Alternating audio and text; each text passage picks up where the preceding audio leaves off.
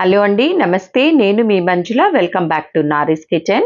ఈరోజు మన వీడియోలో శ్రీరామనవమి స్పెషల్గా రవ్వ పాయసం ఎలాగ చేయాలో చూద్దాము. ఇది చేయటం చాలా సులువు, 10 నిమిషాల్లో కూడా చేసేసుకోవచ్చు. అలాగే మన ఇంట్లో ఉన్న ఇంగ్రీడియంట్స్తోని చాలా సులువుగా తయారైపోతుంది. దీనికోసం అని చెప్పి 2 టేబుల్ స్పూన్ల వరకు నెయ్యి తీసుకోవాలి. ఇందులోకి ఒక 2 టీ స్పూన్ల వరకు మనకు జీడిపప్పు కూడా వేసేసుకునేసి దీన్ని ఎర్రగా ఫ్రై అయ్యేంత వరకు ఫ్రై చేసుకోవాలి. నెయ్యి కాగక ముందునే జీడిపప్పు వేసి మనం ఫ్రై చేసామంటే లోపలంతా కూడా చక్కగా క్రిస్పీగా ఫ్రై అవుతుంది. ఈ కలర్ వచ్చినప్పుడు తీసేసామంటే తర్వాత అది గోల్డెన్ కలర్కి మారిపోతుంది. అలాగే ఈ నెయ్యిలోనే మనము 1 కప్పు బొంబాయి రవ్వ తీసేసుకునేసి మంచి వాసన వచ్చేంత వరకు బాగా వేయించుకోవాలి.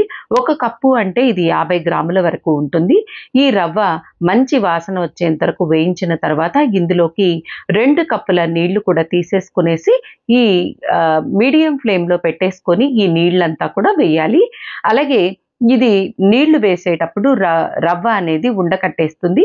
అందువల్ల ఇది చాలా ఫాస్ట్గా నీళ్లు వేసేసుకునేసి గరిటెతో మనము ఉండకట్టకుండా రవ్వ అంతా కూడా ఈ నీళ్ళల్లో కలిసేట్టుగా బాగా కలిపేసుకోవాలి. ఈ విధంగా కలిపి 2 నిమిషాల పాటు వదిలేశారంటే ఇది కొంచెం బాగా ఉడికి నెయ్యి అంతా కూడా ఈ విధంగా బయటకు వదిలినట్టు అనిపిస్తుంది. ఈ స్టేజ్లో మనము ఇందులోకి పాలు వేసేసుకోవాలి. 1/2 లీటర్ వరకు నేను పాలు తీసుకున్నాను. అంటే 1 కప్పు రవ్వకి అంటే 50 గ్రాముల రవ్వకి మనకు 1/2 లీటర్ వరకు పాలు సరిపోతుంది. ఇది ఫుల్ ఫ్యాట్ మిల్క్ అన్నా అవ్వచ్చు, లేదు అంటే నార్మల్ పాలైనా కూడా వేసేసుకునేసి ఇది కూడా ఈ రవ్వంతా కూడా ఈ పాలలో కలిసేట్టుగా మనము చాలా ఫాస్ట్గా గరిటెతో దీన్ని బాగా కలిపేసుకోవాలి. లేదు అంటే మీకు ఉండలుగా ఉంటుంది పాయసము. ఈ విధంగా కలుపుతూనే మనకు రవ్వంతా కూడా పాలలో కలిసిపోయి ఈ విధంగా చక్కగా ఉడికిపోయిన తర్వాత ఇందులోకి 1 కప్పు చక్కెర తీసుకోవాలి. 1 కప్పు రవ్వకి 1 కప్పు చక్కెర అనేది పర్ఫెక్ట్ మెజర్మెంటు.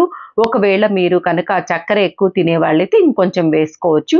అలాగే దంచినటువంటి యాలకుల పొడి, ఒక 10 నిమిషాల పాటు నీళ్ళల్లో నానపెట్టుకున్నటువంటి చిరోంజి పప్పు, అలాగే ఫ్రై చేసి పెట్టుకున్నటువంటి జీడిపప్పు కూడా వేసేసుకునేసి ఈ విధంగా మనము ఉడకనిచ్చేసుకోవాలన్నమాట. ఒకవేళ కనుక మీకు రవ్వ అనేది కొంచెం గట్టిపడిపోయిందంటే 1 రవ్వ మీరు పాలు వేసేసుకోవచ్చు. ఈ స్టేజ్లో మనం కుంకుమ పువ్వు కూడా వేసేసుకుంటే ఈ పాయసానికి మంచి కలరు అలాగే టేస్ట్ కూడా వస్తుంది. ఇది కంప్లీట్లీ ఆప్షనల్, కావాలంటే వేసుకోవచ్చు లేకపోతే లేదు. అంతే అండి, మన పాయసం రెడీ అయిపోయింది. ఇది చల్లారిన తర్వాత ఇందులోకి మనము ఈ ఈటింగ్ క్యాంఫర్ అంటారు కదా, పచ్చకర్పూరం, ఈ పచ్చకర్పూరం కూడా వేసేసుకుంటే మంచి వాసన అనేది వస్తుంది మనకు పాయసానికి. ఇది కూడా కంప్లీట్లీ ఆప్షనల్. అంతే అండి, మన పాయసము రెడీ అయిపోయింది. ఇది బ్యాచులర్స్ కానీ అలాగే అప్పుడే వంట నేర్చుకున్న వాళ్ళు కూడా ఈ పాయసాన్ని ఈజీగా చేసేసేయచ్చు. ఫెస్టివల్స్ అంటూనే మనము పాయసాలు ఎన్నో రకాలు చేస్తుంటాము. ఈసారి శ్రీరామనవమికి ఈ రవ్వ పాయసాన్ని తప్పకుండా ట్రై చేసి చూడండి.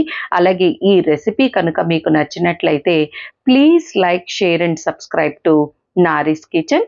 చిన్న టిప్స్ పాటిస్తూ మనము ఈ పాయసాన్ని చేసుకున్నామంటే రవ్వ అనేది ఉండలు కట్టకుండా పాయసంలో చక్కగా కలిసిపోయి మంచి టేస్ట్ మన పాయసానికి వచ్చేస్తుందండి. Thanks for watching.